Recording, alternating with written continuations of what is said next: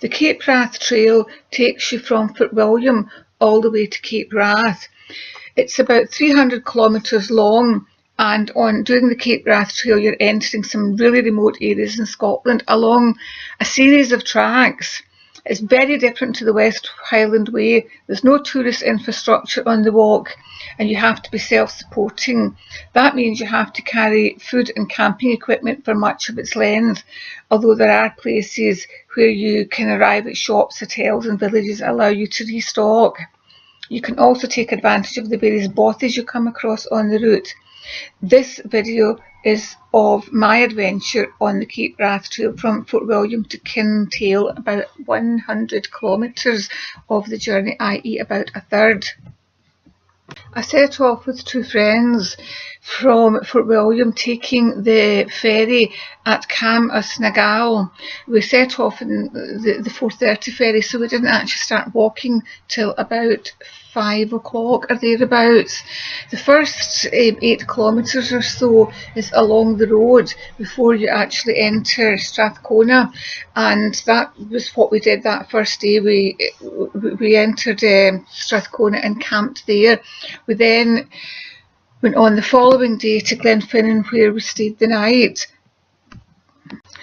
At this point, my two friends decided that they didn't want to go on the trip. They said that their bags were too heavy and they really didn't have a tent that could accommodate 2 people. So they decided to turn back while I carried on.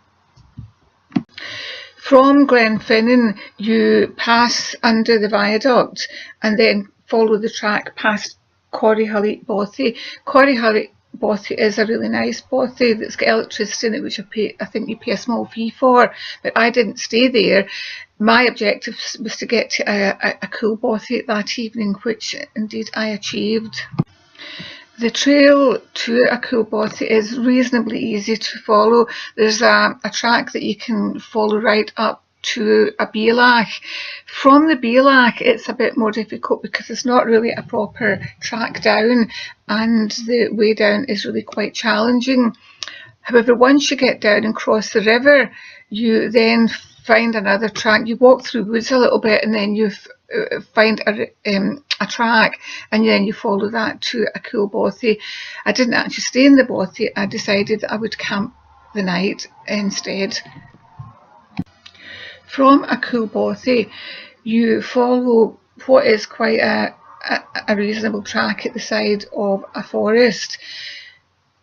You then climb up to a couple of lochans, absolutely beautiful location, and you will probably see deer when you get up there. It's just an absolutely stunning location. You then sort of climb up a little bit further and then drop down to Surly's Bothy. Surly's Bothy is in an absolutely idyllic location on the banks of Loch Nevis. When you climb up past the lochans and then up towards Surly's Bothy, the first sight of the loch is just to die for. It was absolutely amazingly beautiful.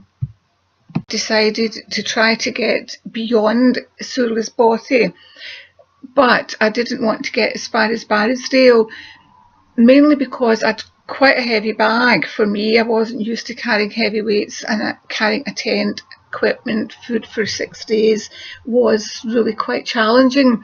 So I decided that my best option was to go at a much slower pace and cover a shorter distance in order that I would actually be able to achieve my objective, which was to get to Kintail. I arrived at Surly's Bothy going across this bridge at about 2ish in the afternoon, and decided to have a break. There was other people at the bothy and I was able to have a chat with them, have my lunch, etc.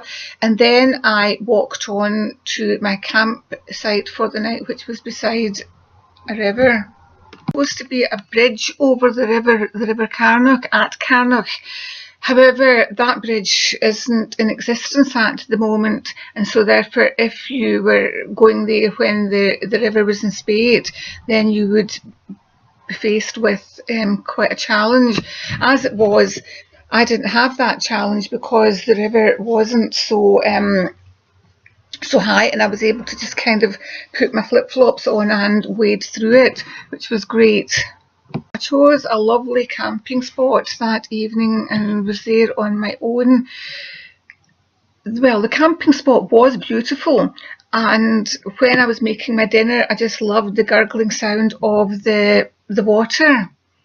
However, I have to say, advice to anybody that wants advice, camping that close to the river was tricky because the water, which was gurgling, actually ended up being very loud during the night, and I hardly slept.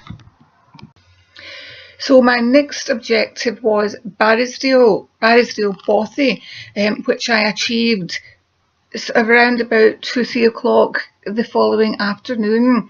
That's not the bothy, that's a very nice house. I actually decided to camp in my little green tent outside of the bothy.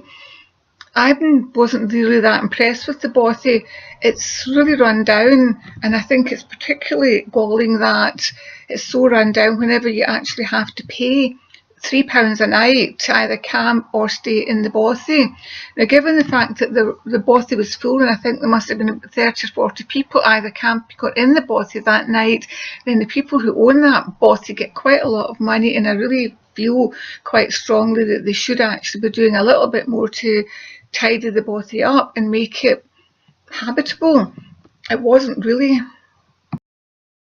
My next objective was Kinloch Hourn. There's a really lovely path all the way to Kinloch Hourn, although there's quite a lot of up and down on it, so it is a bit knackering as you're doing the walk. I had decided to stay the night at Kinloch Hourn because they have a B&B there, and when you arrive you're greeted by a lovely man who offers you tea and cakes, which was just absolutely delicious, because up until that point I had been existing on expedition food, which is fulfilling, wholesome, etc., but not exactly fantastically appetizing. Kinloch Hourn, I was advised that on the following day a race called the Cape Wrath Ultra was starting, and people were actually running that race in 5 days. But this time I had taken, I think, 6 days to get to Kinloch Hourn, and these people were actually going to do the whole thing in less time than I had got there.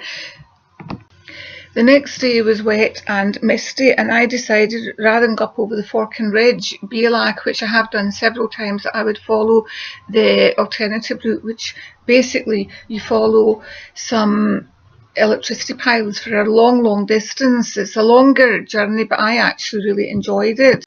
I eventually arrived at Surdalan Bothy and struck lucky because there were people working in the bothy that day, and they very kindly offered me a lift to Kintail, which saved a few miles. And here I am at the end, stayed the night, and then walked up the road to the bus back to collect my cat.